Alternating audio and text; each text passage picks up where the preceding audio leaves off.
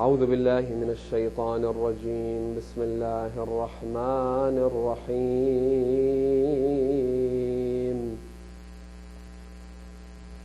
صلى الله عليك يا سيدي ويا مولاي يا رسول الله.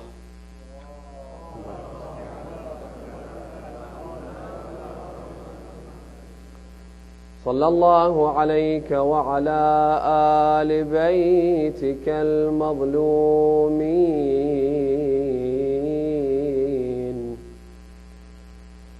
الغرر الميامين. صلى الله عليك يا مولاي وابن مولاي يا أبا عبد الله، يا رحمة الله الواسعة ويا باب نجاة الأمة. غريب يا مظلوم كربلاء. سيدي يا ليتنا كنا معكم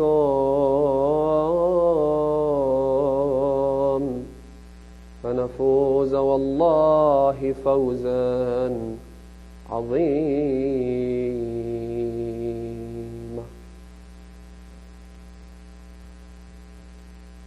ورد في زيارة سيد الشهداء أبي عبد الله الحسين: السلام عليك يا قتيل الله وابن قتيله. صلوا على محمد وآل محمد. اللهم صل.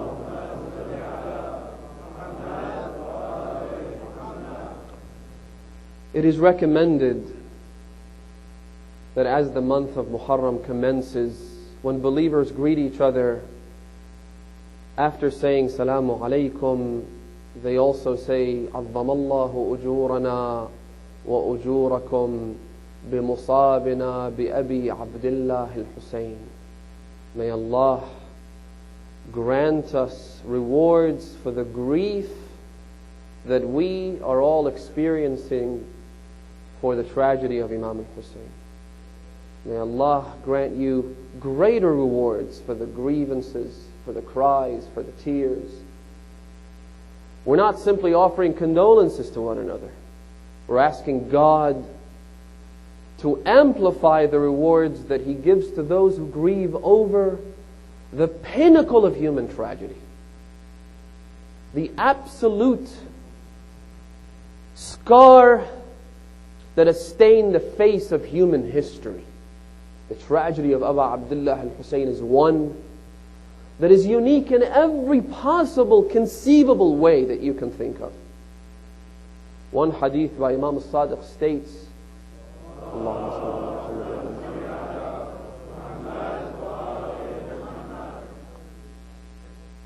قتل الحسين قتله.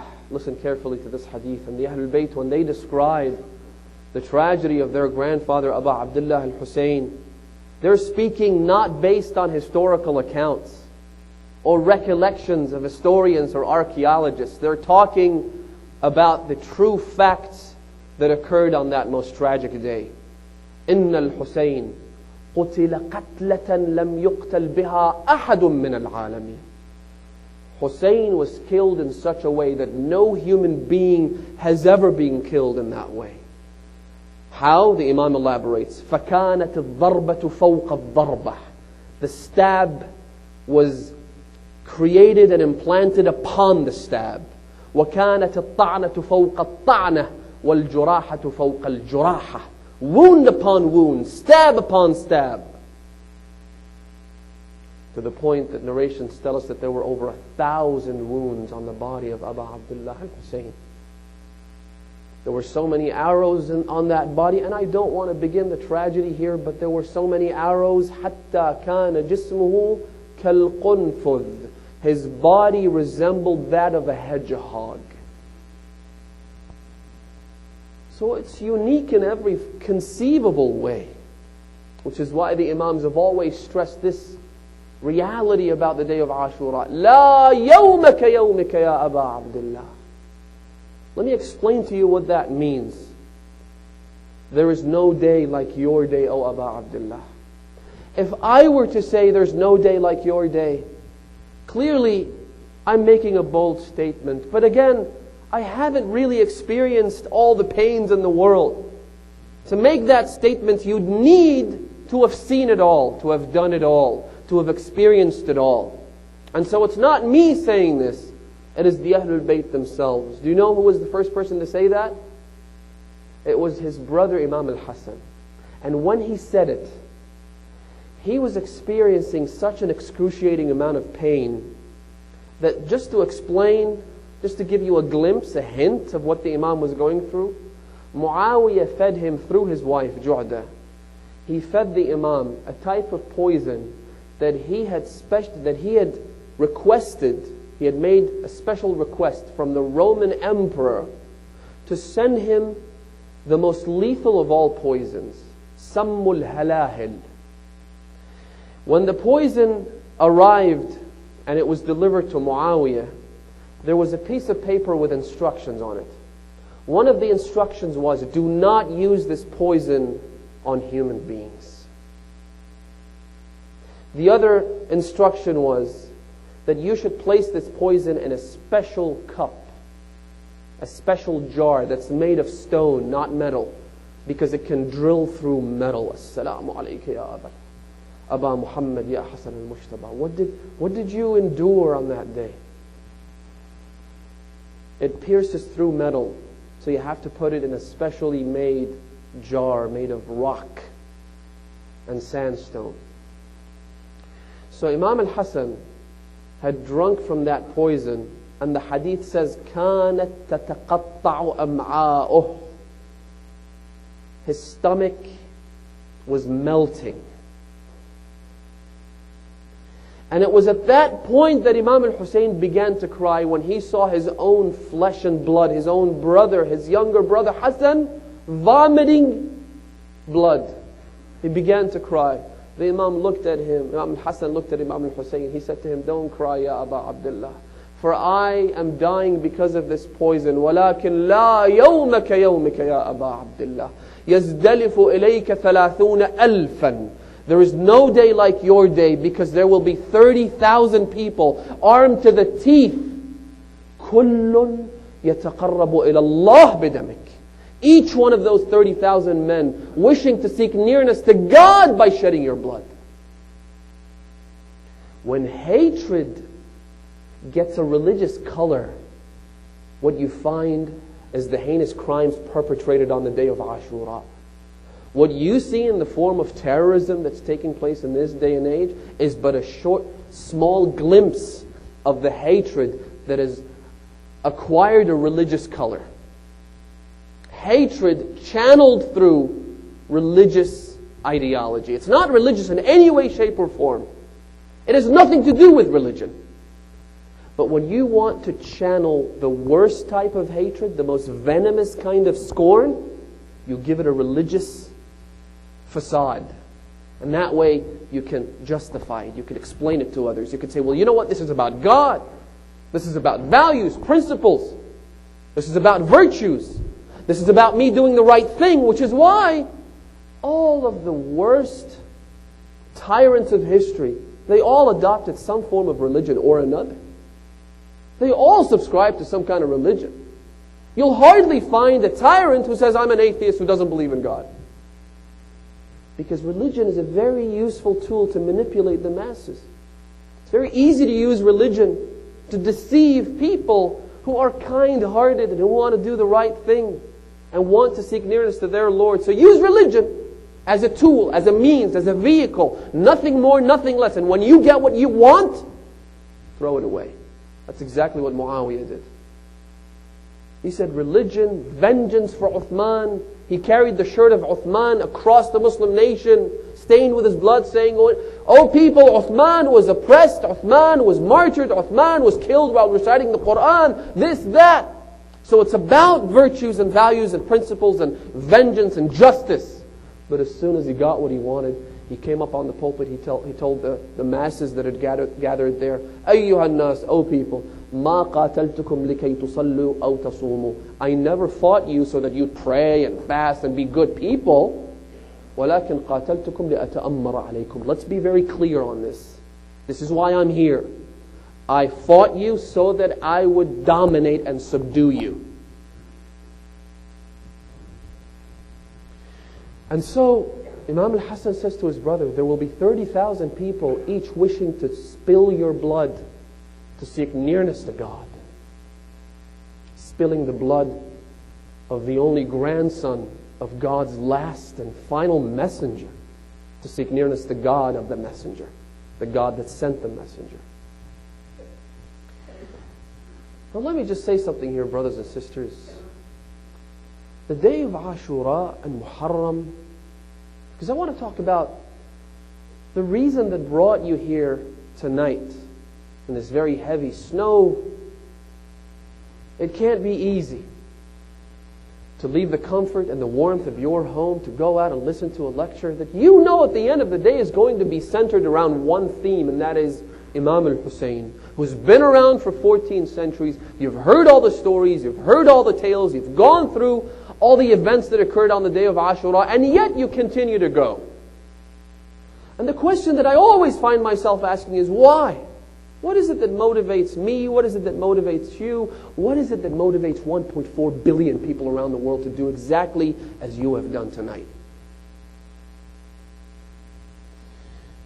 And I, honest to God, haven't been able to pinpoint the answer to one particular thing. Because the minute I start to think about that, I think about Imam al-Hussein. And when you think about Imam al-Hussein, you're thinking about a great number of values and virtues and character traits that resemble nothing short of God. The character traits of God. تَخَلَّقُوا بِأَخْلَاقِ اللَّهِ, the hadith says. Acquire the character traits of God, the morals of God. If God's generous, you should be generous. But no one has been able to acquire the title that I began the lecture with, because no one's been able to embody all these character traits like Abu Abdullah al-Hussein. What's the title? As-salamu alayka ya qatil Allah. Peace be upon you, O one who was killed for God. Now, haven't there been other people who were killed for God, for the sake of God? I mean, we talk about the martyrs and say they were killed for the sake of God. Yes, they were killed for the sake of God, for the cause of God, for the religion of God. But no one is the one killed for God, except Imam al-Hussein and his father Amir al-Mu'mineen. Which is what makes the Imam even more special, even more unique. Because we then say, As-salamu alayka ya qatil Allah wa ibn qatilih. And O son of the one who was killed for God. What is it that makes the Imam so special? That he's the one killed for God. Not just for his religion or his morals or the character that God wants us to adopt, but for him and him alone. And on the night of Ashura, I'll mention a hadith which goes even further. It's not the time tonight, it's not the time on any other night except the night of Ashura. Because it talks about that very special relationship between God and Imam al-Hussein. And how that relationship ended up in God doing something on the day of Ashura that He has not done for anybody else throughout history. And inshallah I'll tell you more about that later. But what is it that makes the Imam so special? And what is it, again, to go back to my earlier question, that motivates all of us? You see, here's the thing. Ashura is a historical event, but it's also meta-historical in nature. It's historical in the sense that it's confined by the limits of time and it occurred in a specific place. So it's historical. At the same time, you know the difference, by the way, between historic and historical? Historical is an event that occurred in the past. Anything that occurs in the past is called historical. Historic is a special event of a unique kind of significance. That's what you call historic. And that's why they say, for instance, the historic president's historic inaugural address, or the historic ruling of the Supreme Court. They don't say historical, because what they're trying to say is that this event has a special significance. It is a notable event in history. It's unlike any other event. It's very different. It's unique. And yet when you talk about the event of Ashura that occurred in the land of Karbala, you're not just talking about any historic event. You're talking about a meta-historical event. For while it is historic and historical, it's also meta-historical. It's beyond history. Beyond history. They talk about the president's historic inaugural address, and yet, a year after that event, nobody remembers a word from the president's address. 10 years after the enacting of the law, nobody remembers any of it. 20 years, 30 years, nobody remembers what happened then. So even though they call them historic, the reality is they're not historic, they're just historical. They become archived in the library of history. The day of Ashura, however, is never archived. It's never stored somewhere to be accessed by others. It's always alive. It's always effusive. It's always vibrant. It's always among us. And as the month of Muharram starts, we commemorate the tragedy of Imam al-Hussein as though we are counting down to an event that's going to transpire on the day of Ashura. Not remembering or recollecting something that happened 14 centuries ago. It's as though it's about to happen. You look up to the day that it occurs. You wait for it impatiently. And it's not me, and it's not you, and it's not the 1.4 billion people who commemorate the day of Ashura that have kept it alive. Do you know the reason why this blood is still boiling? Do you know why this flame is still as lit as it was on the day of Ashura? It's not me, it's not you, it's not any of us. It's because this flame is essentially lit. In other words, the fact that it's always hot, and the fact that it's always there, and the fact that it never cools down is a character of its essence. It's not my tears or your tears that keeps this blood boiling or this fire burning. It is the cries of the angels and the screams of the damsels, which is why Amir al-Mu'mineen says in one hadith, يَبْكِي لِقَتْلِ الْحُسَيْنِ الْجَنَّةُ وَالنَّارِ تَبْكِي لِقَتْلِ الْحُسَيْنِ الشَّمْسُ وَالْقَمَرِ. We're not the only ones crying for Imam al-Hussein. The sun cries for him. The moon cries for him. They all cry, they all grieve for Abu Abdullah. وَتَبْكِي جَمِيعُ الْخَلَائِقِ وَالْجِبَالُ وَالْأَرْضُ وَالشَّجَرِ. The Imam says, trees, the rocks, mountains, and everything in existence cries for the Imam. حَتَّى مَنْ يَتَقَلَّبُ فِي النَّارِ وَمَنْ يَتَنَعَّمُ فِي الْجَنَّةِ. Even those burning in the fires of hell cried for him. And those experiencing God's endless bliss and paradise also cried for Imam al-Hussein. The custodian of heaven, the custodian of hell, the gatekeepers, they also cried for him. وَبَكَتْهُ السَّمَاءُ. And the heavens cried for him. وَأَمْطَرَتْ دَمًا وَرَمَادًا. The Imam says. And that's why the sky rained blood on the day of Ashura. Blood and ashes. I'm not the one saying this. Sunni sources have gone into detail about the type of blood, the fresh blood that began pouring from the heavens on the afternoon of Ashura. Go back to their sources, you'll find many references to that. So don't take the words of Lady Zainab if you wish not to do so. Take the words of the historians who accounted for this event that occurred on the day of Ashura. So it's not me or you. This event, itself is alive. This fire by itself and by its very essence is always burning, and this blood will always continue to boil. And so as the month commences, we experience a type of grief and sadness that comes almost naturally as the month begins. Why does that happen? I'll come to explain that, because I'm sure you've all experienced it on some level or another. But before I explain that, let me ask you a question. Let's do this little exercise and see where we get. If you asked anybody, anyone, someone you bump into on the street, your colleague, your coworker, your classmate, your university professor, if you ask them this very simple question, what is the meaning of life? You'll probably end up getting a lot of empty stares, open mouths, faces that look as though they've never heard that question before, even though they obviously have. What is the meaning of life? One university professor actually wrote to hundreds of the world's most brilliant scientists, professors, artists, philosophers, all kinds of the most brilliant minds. He wrote to them asking this very simple question: what is the meaning of life?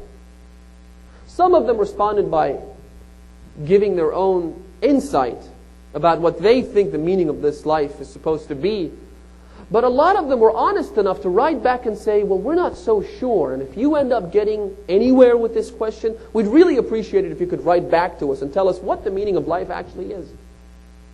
So it's a very complex question, and I'm guessing that aside from the empty stares and the open mouths, you'll also get a lot of conjecture, a lot of people just guessing what they think the meaning of life is. So let's put this question aside, let's rephrase it, and get into a simpler exercise, something a lot easier to respond to. Instead of asking about the meaning of life, let me ask you about the prime objective of life.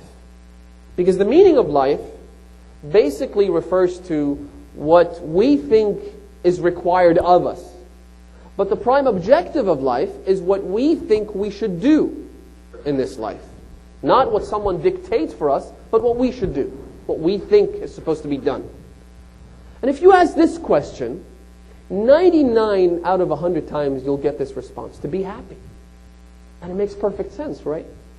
The prime objective, philosophers have been debating this for a long time, since the pre-Socratic Ionian philosophers like Epicurus and people that came after him. They've been debating the question of what we're supposed to do in this life, and they've come to this conclusion.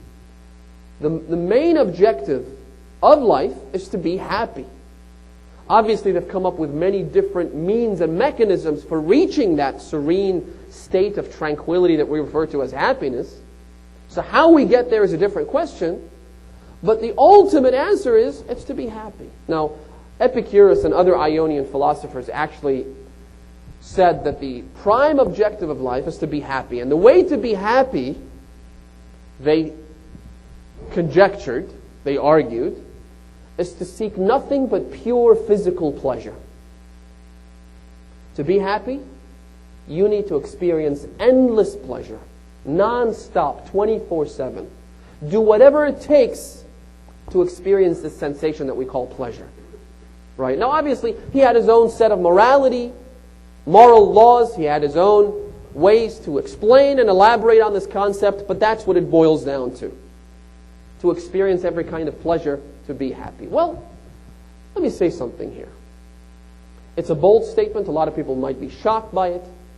But I personally think that the prime objective in life is not to be happy. I'm not saying it should be a life full of misery, pain, and sadness, and depression, and anxiety, and concern, and worry. That's not what I'm saying. I'm saying happiness is not the objective. It's not. I can almost hear non-Muslims saying, well, is that why Muslims look so miserable? Because they're not even trying. And the answer is no. I'm not saying we shouldn't try to be happy. All I'm saying is that happiness isn't the prime, number one, essential objective in life. The reason for that is, I think as human beings, we've really reached a mature stage where we all realize that a completely, absolutely happy life is not achievable in any way. There's no such thing as a worry-free life.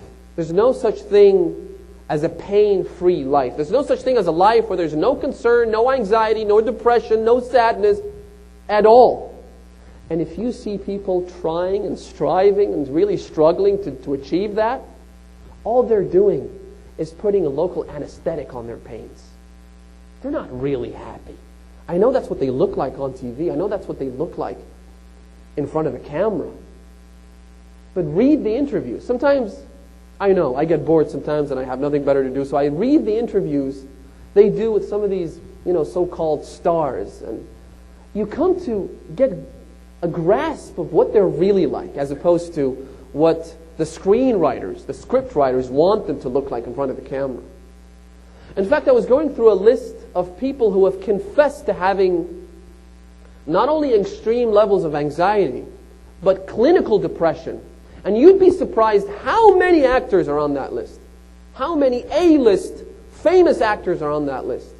You'd be surprised how many comedians are on that list. So there is a very sad person behind that clown smile after all. They make you laugh, but deep down they themselves are depressed. They actually have to take medication to treat that depression. Clinical depression. We're not talking about them just being sad every once in a while. I mean, seriously, we live in a society where, in the words of Francis Fukuyama, he calls Western liberal democracy, he calls this the end of history. The very pinnacle of human political and social evolution. He says it doesn't get better than this. This is the perfect system. Now, sure, there are minor tweaks to be made, minor changes to be done every once in a while, obviously. But as a general structure, the skeletal structure of this society, of the civilization that we live in, is perfect, he says. And that's why he calls it the end of history. Now, what's amazing, Assalamu alaikum wa rahmatullah. Allahumma salli ala Muhammad. What's amazing is that in this perfect little society of ours, in this wonderful civilization, in the developed world, in the free world, in the world where we enjoy so many amenities, so many things in life, in this world, Zoloft is always in the top 5 or top 10 best-selling drugs. Prozac is always in the top 10 best-selling drugs. And when I'm talking about best-selling drugs, you've heard this before. When I'm talking about best-selling, I'm talking about sales in $4 to $5 billion worth in America alone. So my question is, technology has advanced. The pharmaceutical industry has progressed.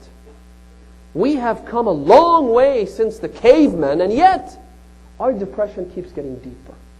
Our sadness index, if there is such a thing, they talk about a happiness index. It's always fluctuating. It's always going up and down, but mostly the general trend is a downward one. Well, the question is why? But another question is that really the nature of life? When I said the prime objective of life is not to seek happiness, what I meant was we've all matured and are at a stage in human evolution, if you like, to know that life, to be happy in life, you need to take the good with the bad. You need to take the pain with the pleasure. You need to drink the bitter coffee because sweetness lies in the bitterness of the coffee. You need to have the highs and the lows, because without the lows, you'll never enjoy the highs. Without the pains, you'll never understand the pleasures. Without the struggles and the challenges, you'll never take advantage of the opportunities.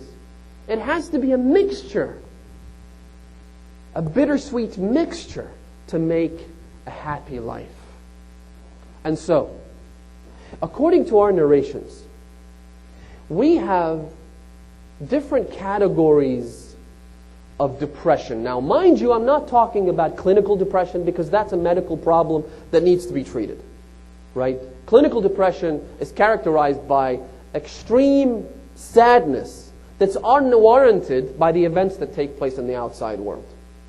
Right? There may be difficulties surrounding you, but the sadness and the seclusion and the depression and the anxiety that the person experiences is amplified to a degree that's much greater than what they're experiencing in real life. So that's not what I'm talking about, and I'm not offering any medical advice.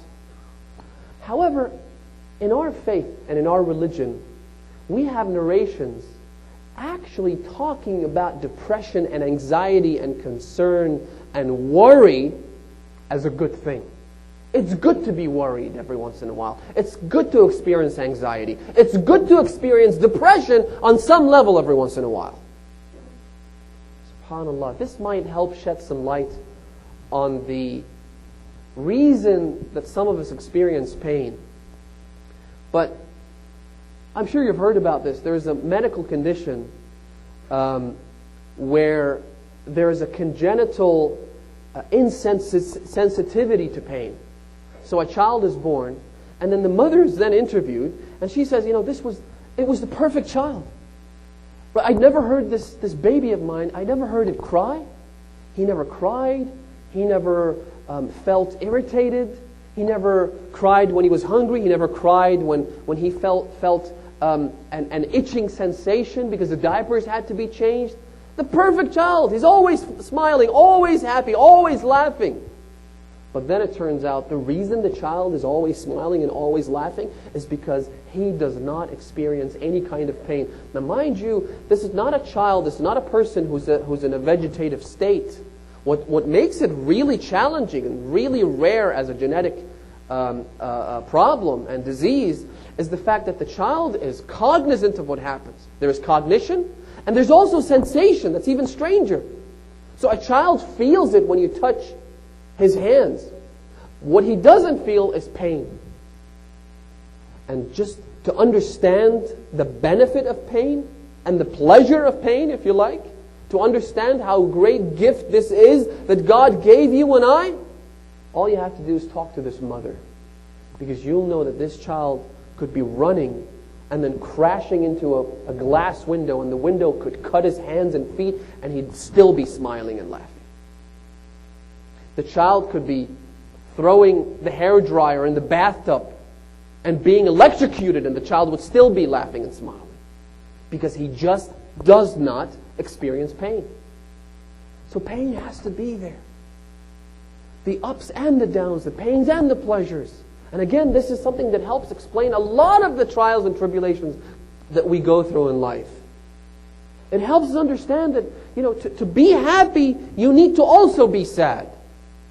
And to experience pleasure, you also need to experience pain. So we have a hadith saying that you've got several types of ham. This is what the hadith refer to depression and anxiety. Ham. Ham means depression, literally. And anxiety and worry and concern. Sadness, deep sadness. We have one type of ham that is recommended. We have another type that's discouraged and abhorrent. Let me talk about the recommended type of depression and anxiety. To have depression and to be anxious about the means of acquiring livelihood for your family. One day, the hadith says that the Prophet was walking when he came across Amir al-Mu'mineen alayhi salatu wassalam.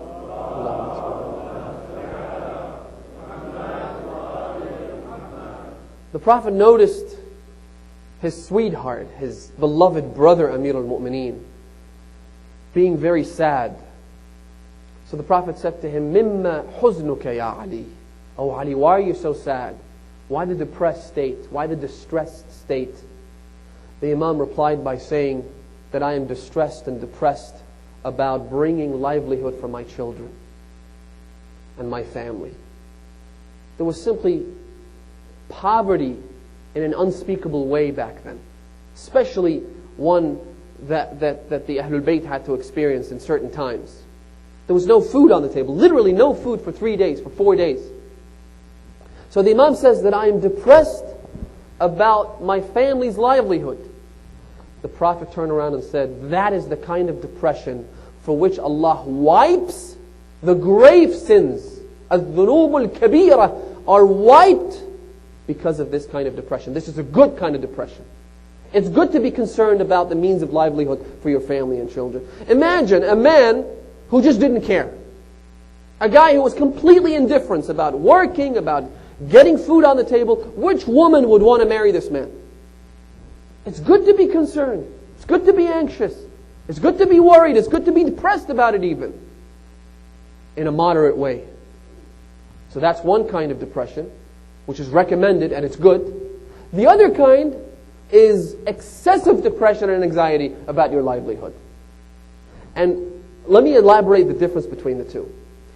The first, the recommended type of anxiety and depression, is when you are when you're anxious and concerned about how you should bring food and put it on the table. The other kind, which is abhorrent and discouraged, is when you're anxious about whether or not you'll be able to put food on the table. And the difference, obviously, is that in the first instance, you know that God is the provider, ultimately.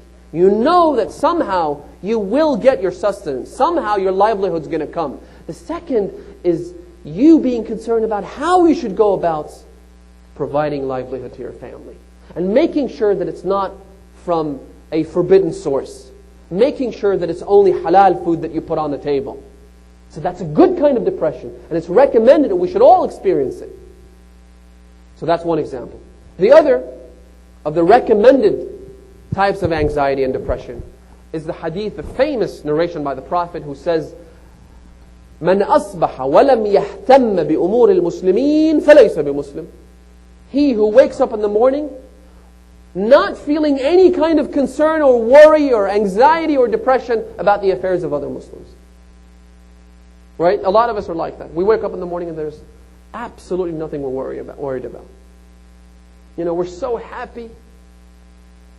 We go and drink our coffee, take our shower, brush our teeth, exercise, as though there's nothing happening in the world. As a matter of fact, I know someone who used to say, I don't even watch the news, because watching the news makes me depressed. And I'm like, you should be depressed. You should watch the news. You should be aware of what happens around the world. You should be aware of the events that transpire around you that somehow are going to have a ripple effect and affect you ultimately, so that you can make a difference. So at least you try. And if you can try. I remember once a person came up to me and he said, Sayed, we hear about all these atrocities, all this carnage, bloodshed, wars, famine, poverty, death. And there's not much I can do about it. The little that I can do, I'm already doing. But what can I do more? I said, what you do is exactly what the Prophet told you to do. مَنْ أَصْبَحَ وَلَمْ يَهْتَمْ. He who wakes up without any depression. Feel depressed. Be anxious. Be concerned. Be worried. As though the person experiencing that pain is your own brother. Imagine if you had your brother in Iraq today, about to perform the ziyarah to Karbala, how anxious would you be? If it was your wife, your husband, your son, your father, your mother, how anxious would you be? You need to be anxious about all the zuwar of Imam al-Hussein as you are anxious about all your relatives, had they been there. So that's another type of recommended and encouraged anxiety and depression. There's another category of depression and anxiety, and that is the one that has to do with worldly affairs. And the other category, on the other hand, is the one that has to do with the hereafter. Now, when we say worldly affairs, not every depression and anxiety and concern and worry in that category is abhorrent or detested or discouraged.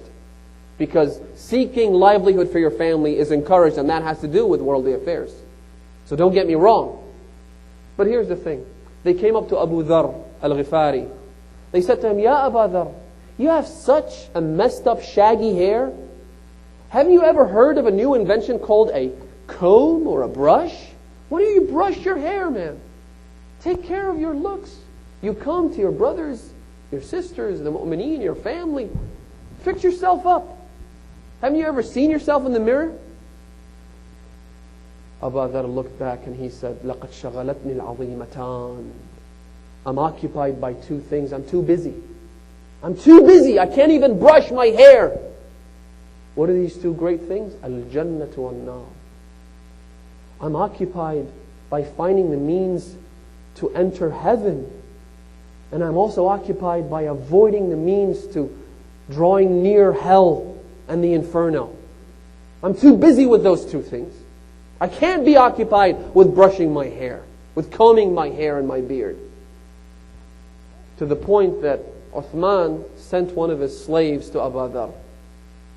This is what they do, right? They buy you out. They try to somehow manipulate you. Either by threatening you, by sending an ultimatum of some sort, or by sending you money, by buying you. And everyone has a price, as they say. Sometimes the price is very low, sometimes it's very high. But ultimately everybody's got a price. Except the believers in Allah. Except the followers of the great role models such as Imam al-Hussein. There's no price tag there. There's absolutely no barcode that you can scan and find out how much this person's worth. And there are many examples of that in history. So Uthman sends a bag full of gold and silver coins to Abu Dhar when he was at the very height of poverty. When he had absolutely nothing in this world. He was literally starving to death. And Abu Dhar, by the way, as many of you would know, starved to death. He died because he didn't have food to eat. And he was buried in the middle of the desert. So at that time, imagine what a bag full of money would look like. So that slave comes to Abu Dhar. This is a gift from the Khalifa. Abu Dhar said to him, does the money belong to the Khalifa? Is it his own personal wealth that he's giving me from? Or is it money that he acquired because of his position of authority, because he's the Khalifa? And before you answer that question, if it's his own personal money, where did he get it from? There needs to be transparency, clarity. Where did he get the money from? There needs to be accountability. And if it's not his money, what right does he have to offer me from this money which doesn't belong to him in the first place? And secondly, am I the only one receiving this gift, or is every other Muslim also receiving an equal amount from Baytul Mal? If I'm the only one, why? What's so special about me? Is it the fact that I've held up a banner going around the country telling people that what Uthman is doing is wrong? Is he trying to buy me out because I'm not for sale? If every other Muslim is getting an equal share, then sure, I'll take the money because it doesn't belong to Uthman to begin with. Then the slave looked at him. He said to him, listen, let's make this simple. Uthman told me that if I come to you and I convince you to take the money, he's going to free me.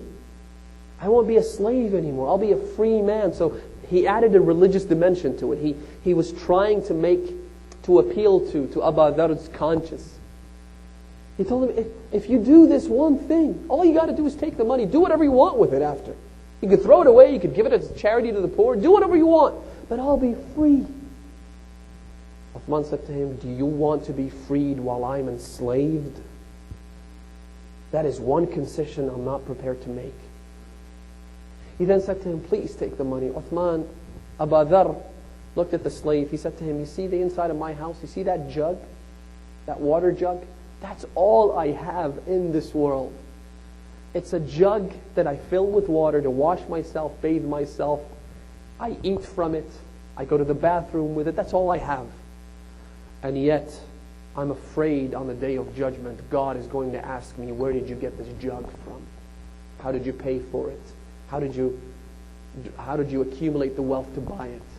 Is the source halal or haram? This jug is leaving me concerned and anxious and depressed about the day of judgment and God's questioning and God's reckoning. You want me to take this money? He said, listen, take the money and leave it to your daughters, to your kids, to your family. Think about your family. Your family needs the money. You're going to die and not leave them with anything. They're going to starve just like you are. He said, I've taught my daughters a hadith that I heard from my master Rasulullah, who said, من قرأ سورة الواقعة لم يفتقر. Whoever recites Surah Al-Waqi'ah will never experience poverty. I've taught that to my daughters and I've told them to recite Surah Al-Waqi'ah. Inshallah, they're in good hands. He wouldn't take the money. He wouldn't even brush his hair, because that depression is a good one, brothers and sisters. To be always conscious of the fact that we're all going to die. To be always aware of the fact that we're all going to face judgment by a just and precise ruler, the creator of the universe, who's going to be both judge, jury, and the executioner on the day of judgment. That's a good kind of anxiety, brothers and sisters. And of course you have the worldly anxieties, the ones that are discouraged, the ones that we've been told to try and avoid as much as we can. For instance, we have a hadith that says, "Man raqaba an-nas ma tahamma." He who's always scrutinizing people, who's always watching, who's always peeping, who's always, gossip is something we all love, isn't it? He said and she said and they did and we did. All these stories that are exchanged are based on our desire to know about what's happening in other people's lives. The hadith says, "Man raqaba an-nas ma tahamma." He who's always scrutinizing other people's lives will die of depression. And then we think, why is Zoloft one of the best-selling drugs in the Western world, in the civilized world, in the free world, in the perfect little world of ours? Because we're always doing things that cause this kind of depression, that is discouraged, that must be avoided to come up. Another hadith is this, listen carefully. إِنَّ مِنَ الذُّنُوبِ مَا تُورِثُ الْهَمَّ لِصَاحِبِهَا وَهَمَّ الرِّزْقِ. There are types of sins. إِذَا كَثُرَتْ, there's another hadith. إِذَا كَثُرَتْ ذُنُوبُ الْعَبْدِ. When a person's sins accumulate to a degree that just crosses the line, Allah subhanahu wa ta'ala will cause depression depression that's based on rizq, based on us being worried and concerned about our jobs, about our salaries, about being laid off. It happens because sins reach a breaking point, a tipping point. إِذَا كَثُرَتْ ذُنُوبُ الْعَبْدِ. So many of the depressions that we experience, brothers and sisters, are based on our own sins. Because here's the thing. You must experience anxiety and depression. So either you choose the source of that anxiety and depression, or they choose you. Either you choose to be anxious and depressed about the affairs of the hereafter.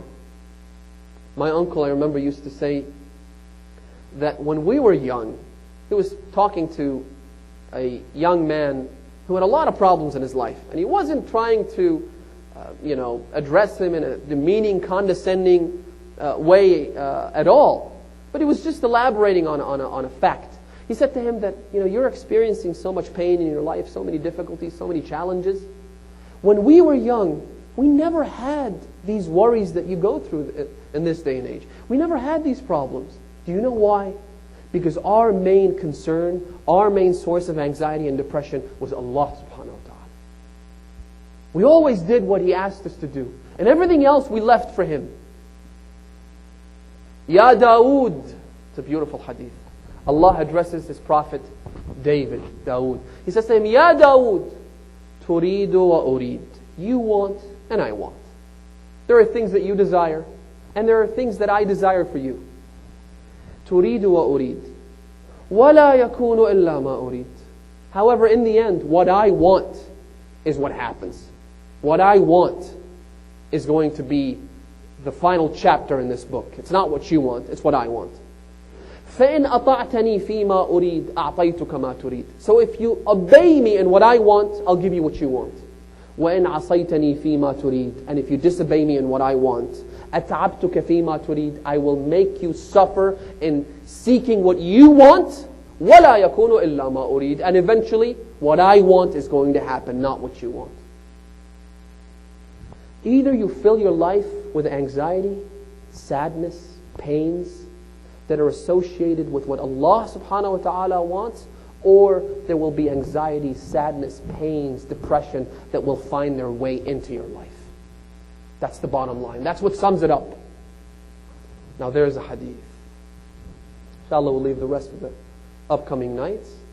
There's a hadith that says, this is one of the recommended types of depression. One of the recommended types of anxiety and sadness. The hadith says, the Imam is addressing one of his companions. And he's talking about the tragedies of the Ahlul Bayt when he says, نَفَسُ الْمَهْمُومُ لِظُلْمِنَا تَسْبِيحٌ. The breaths, the inhalations and exhalations, these breaths of the one who is depressed because of our tragedies, the one who is depressed because of the calamities that we experienced, is a form of glorification of Allah. نَفَسُ الْمَهْمُومُ لِظُلْمِنَا تَسْبِيحٌ وَهَمُّهُ لَنَا عِبَادَةٌ. And being sad for us is a form of worship for Allah subhanahu wa ta'ala. And that is why, brothers and sisters, when the month of Muharram begins, we all experience a type of sadness and depression that is difficult to explain. You don't know where this came from. You were happy the day before and suddenly you're grieving over something that you don't exactly know where it's coming from. And according to one hadith, a man comes to Imam al-Sadiq, he says to him, Ya ibn Rasulullah, sometimes I feel depressed for no reason whatsoever. The Imam said to him, because you are created from the same clay as your Imams, from the same source as your Imams. Min tinati imamikum. So when your Imam feels depressed, you also feel depressed out of sympathy. This is actually a medical term. Sympathy is one eye acts the way another damaged eye acts, simply because it's the second eye, simply because of that connection that exists between the two eyes. One gets damaged, the other one also goes blind out of sympathy. So it's the sympathy that makes you grieve for Aba Abdullah al-Hussein, because the Imam of our time is grieving for Aba Abdullah. Because Imam al-Rida said, Inna yawm al-Hussein aqraha jufunana. The day of Hussein made our eyelids sore to the point that they begin to bleed. The Imam is not speaking figuratively. He's not speaking in a symbolic language. Inna yawm al-Hussein qad aqraha jufunana wa asbala dumu'ana, made our eyes cry. وأورثنا الكرب والبلاء في أرض كرب وبلاء وأذل عزيزنا, the Imam says. It has humiliated and humbled our noble ones, and it has inherited us with pain, grief, and sadness, and trial and tribulation in a land of trial and tribulation. Why are we all depressed? Why is the world mourning for Imam al-Hussein? A person comes to Imam al-Sadiq. He says to him, Ya ibn Rasulullah, when a person passes away, his friends and family get together. They grieve for him for a day or 2 or 10 days. However, it's been years since your grandfather Hussein was martyred. Why are you still mourning for him? Why is it that when the month of Muharram begins, you are never seen smiling again? Why is it that you cry until your food is mixed with your tears? Why? The Imam said to him, إِذَا كَانَ, listen to this hadith, إِذَا كَانَ أَوَّلَ يَوْمٍ مِنَ الْمُحَرَّمِ, when the first day of the month of Muharram commences, خَرَجَتِ الْمَلَائِكَ حَامِلَةً قَمِيصَ الْحُسَيْنِ, the angels come out while holding the shirt of Aba Abdullah al-Hussein. وَهُوَ مُمَزَّقٌ مِنَ الطَّعْنِ, while it is torn by the stabs. وَهُوَ مُلَطَّخٌ بِالدِّمَاءِ, and it is stained with his blood. فَنَرَاهُ نَحْنُ وَشِيعَتُنَا, and us, we and our Shia, we can see that shirt. لَا بِالْبَصَرِ بَلْ بِالْبَصِيرَةِ, not through our eyes but through our insights. It is as though we can see that shirt. فَعِنْدَهُ تَنْفَجِرُ أَعْيُنُنَا مِنَ الدَّمْعِ, and it's at that point that our eyes well up with tears. Now this is the shirt of Aba Abdullah al-Hussein, the one that's torn into pieces, the one that is stained with his blood. We do not see that and we cry. So imagine what the mother of Aba Abdullah would have to go through if she ever saw that shirt.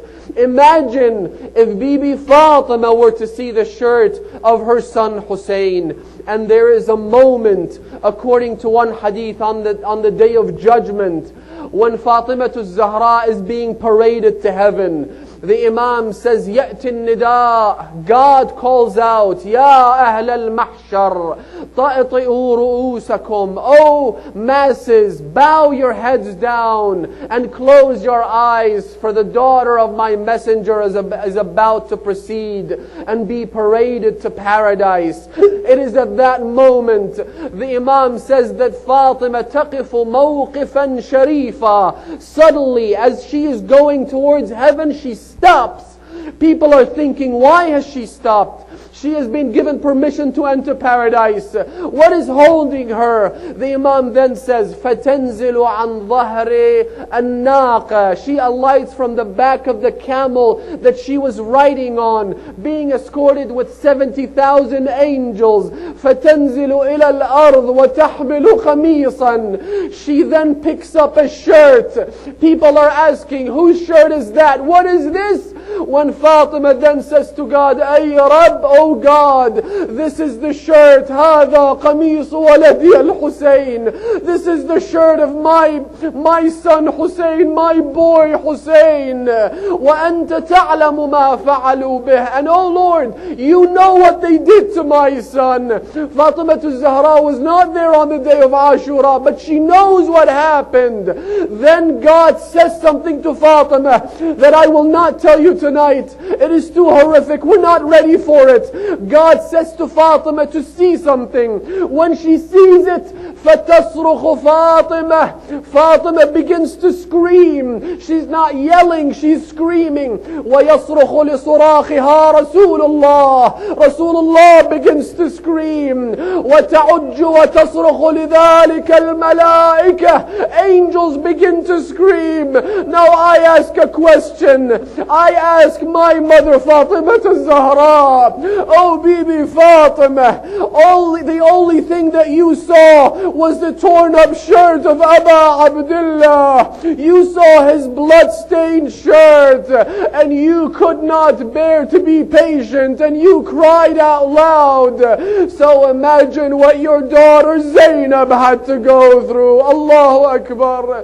Brothers and sisters, let's dedicate these nights to Sayyidah Zainab. Let's give all our thawab to Zainab. Let's share the grief of Bibi Zainab, because on that day Zainab came to the body of Aba Abdullah. She called out, Akhi ya Hussein, Yabna Ummi ya Hussein, oh brother Hussein, Akhi ya Hussein, respond to me. She looked at him. He was torn into pieces. He was severed into little pieces. She then, when she could not hear him speak back, she looked towards the city of Medina. She said, Ya Rasul Allah, alayka minni salam. Oh Rasulullah, I'm going to address you and no one else. May God's blessings be upon you. هذا حسينك بالعراء. This is your Hussein, Ya Rasulullah. Do you remember Hussein? The one you used to kiss on the neck, Ya Rasulullah. Hussein that you used to kiss on the chest. The one you used to carry on your shoulder. Let me read this Iranian poem and leave you. Ah, ey zinate